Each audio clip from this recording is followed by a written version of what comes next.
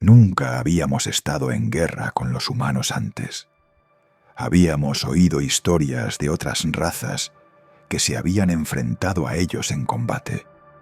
Hablaban de sus estrategias descabelladas y de su feroz resistencia.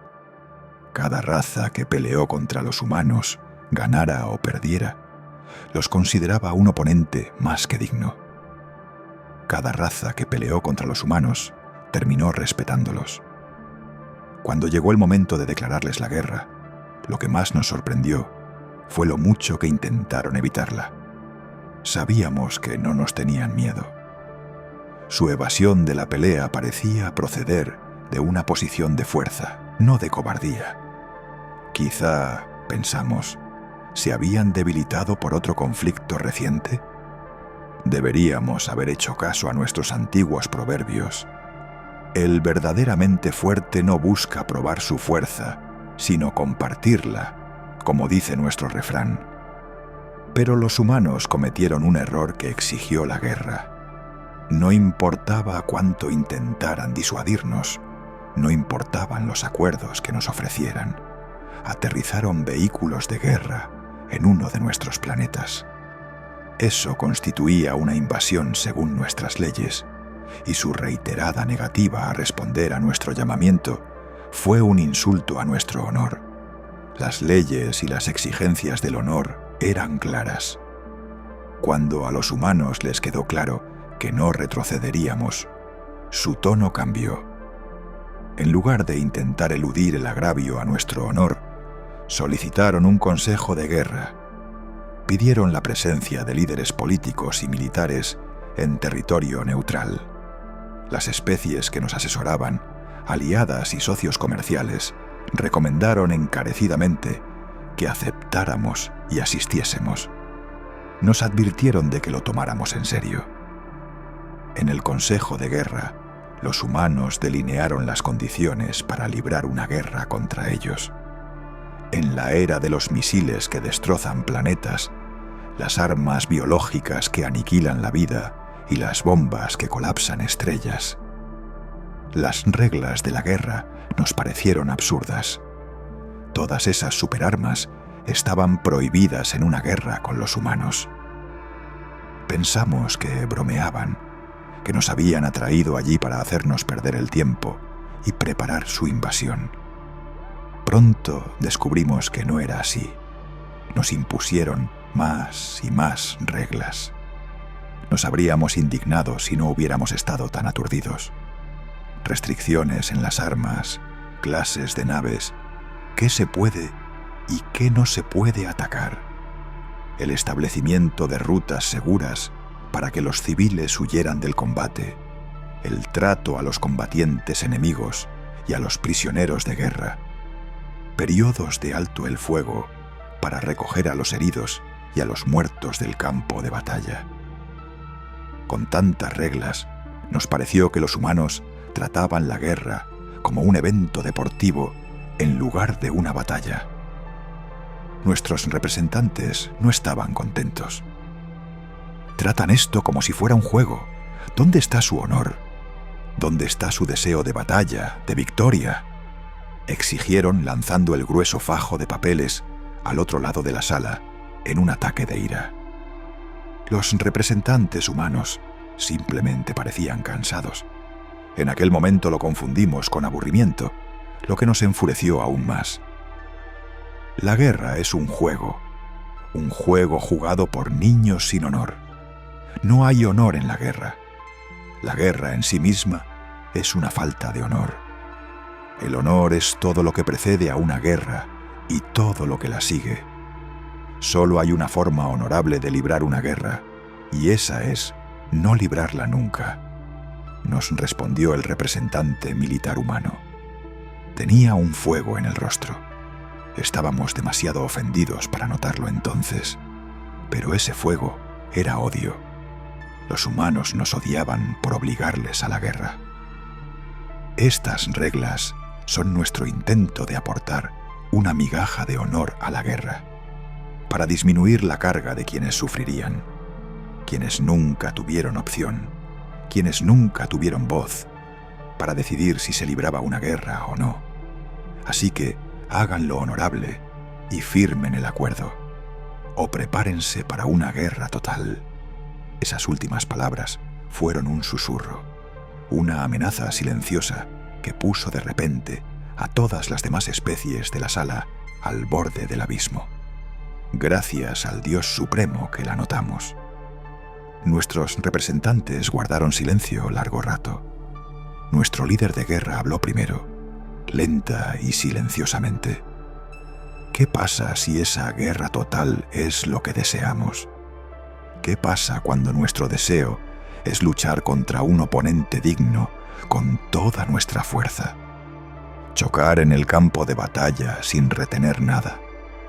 El humano suspiró y se frotó la cara, como un padre cansado tratando de explicarle un hecho simple a un niño pequeño.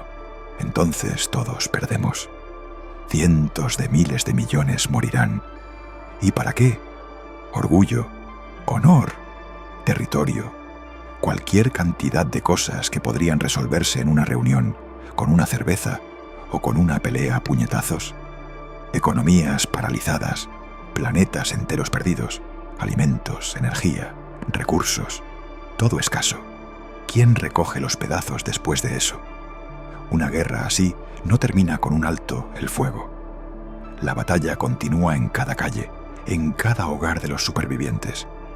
La guerra termina, pero el sufrimiento continúa durante años, décadas. Por favor, fírmenlo y dejemos la lucha a los soldados que se alistaron para ello. Dejemos a la ciudadanía fuera de esto. Si debemos luchar, luchemos y terminemos con esto. La sala zumbaba con energía nerviosa. No éramos ajenos a la guerra. Habíamos luchado hasta llegar al imperio que poseíamos. Pero la súplica de los humanos nos obligó a recordar el aspecto de la guerra que todos deseábamos ignorar: las consecuencias, la caída después de que la euforia de la batalla se desvanece. Sin embargo, no entendíamos por qué a los humanos les importaba tanto la vida de la gente.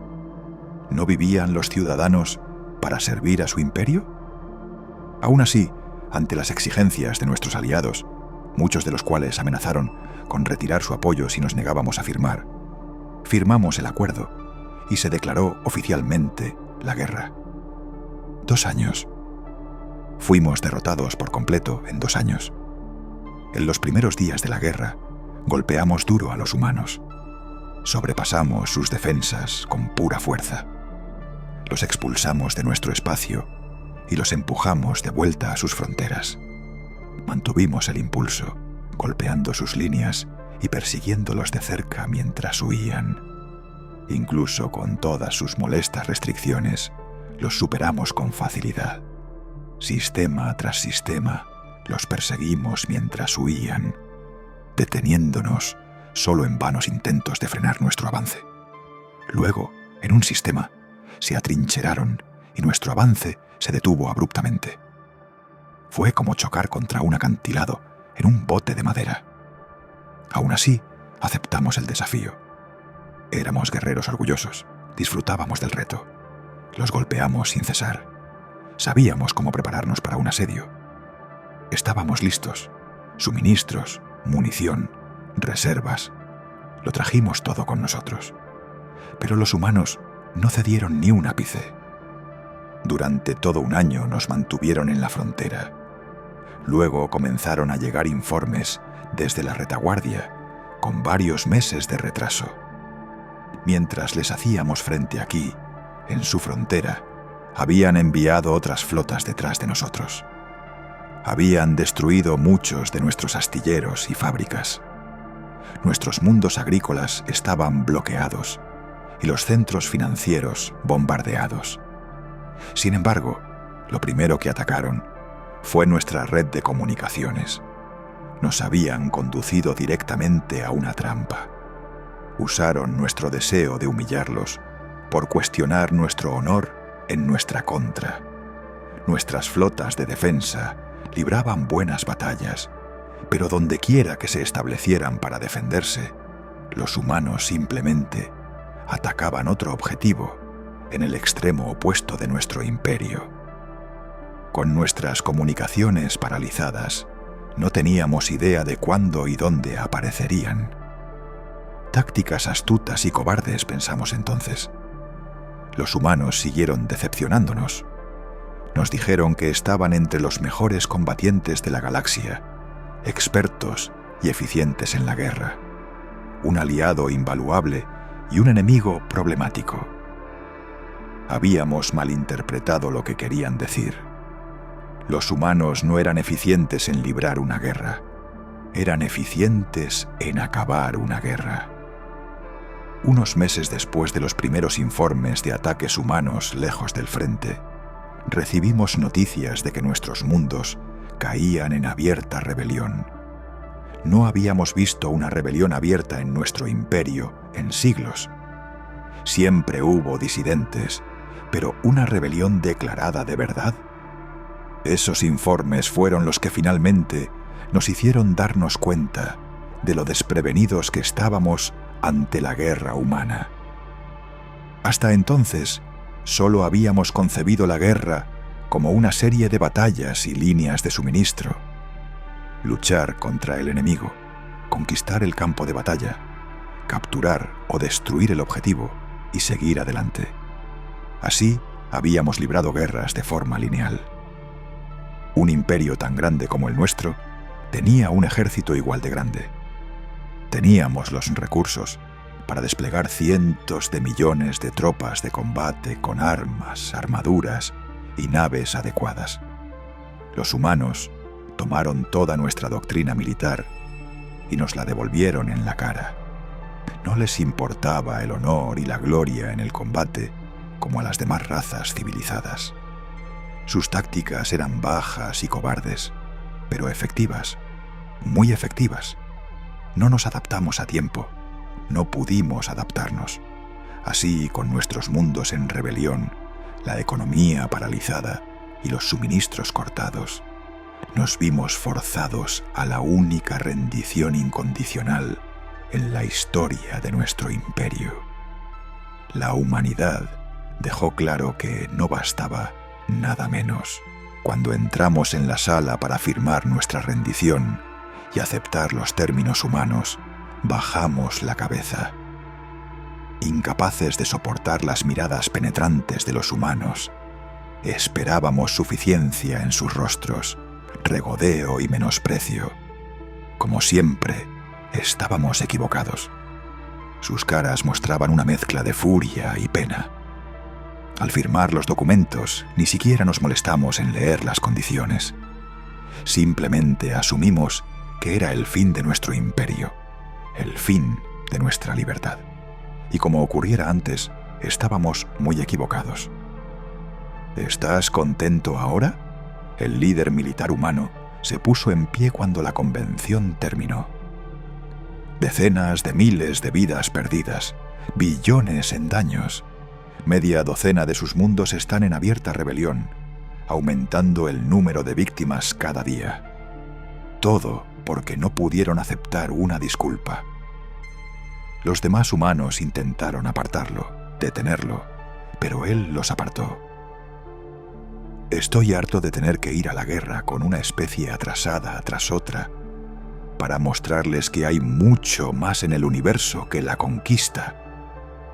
Muchas de las especies asistentes bajaron la cabeza mientras el humano se enfurecía. Me di cuenta de que eran las especies que los humanos habían vencido anteriormente. Fueron ellas quienes nos rogaron que aceptáramos los términos de la guerra humana. Entonces, para mí, las piezas encajaron. Casi todas las especies presentes eran importantes socios comerciales de los humanos. Cada una de ellas había tenido imperios grandes y militaristas en el pasado, como el nuestro.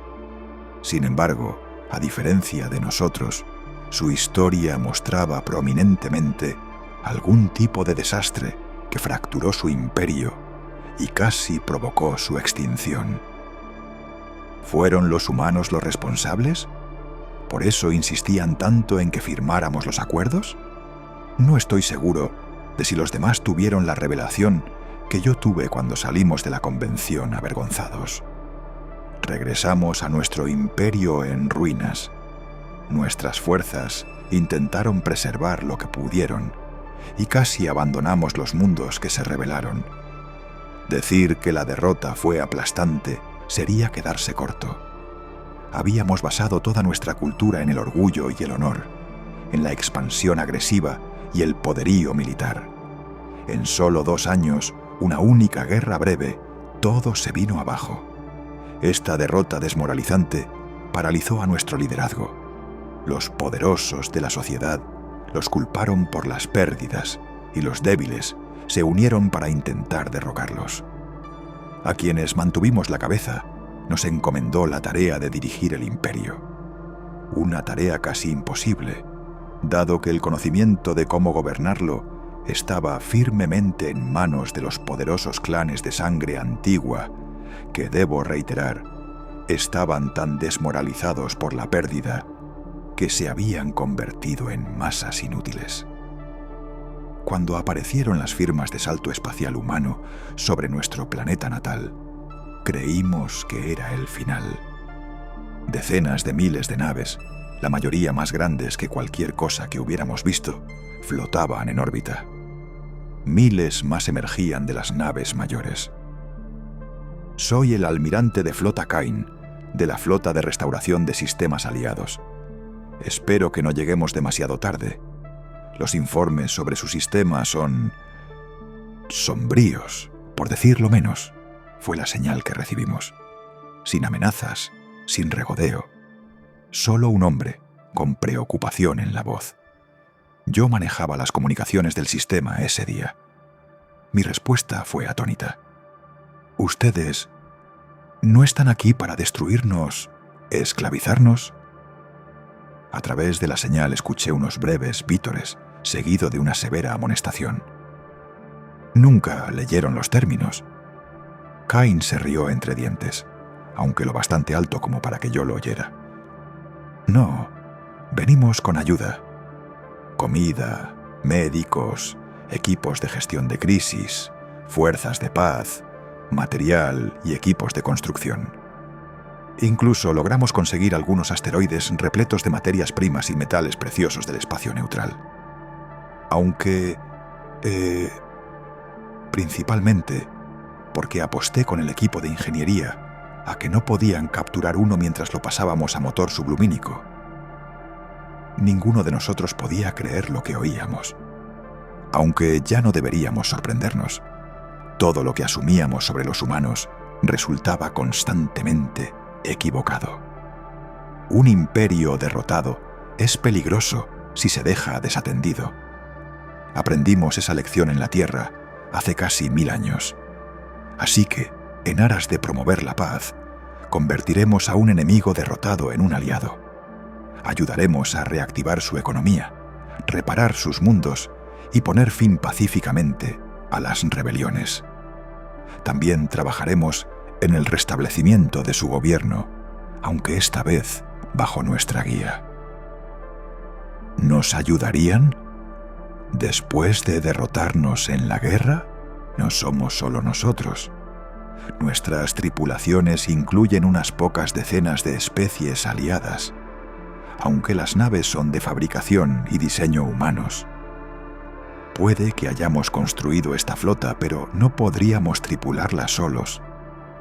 Y después de que todo esto termine, algunos de los de su raza probablemente se unirán a nosotros para reconstruir el próximo imperio desafortunado que se destruya.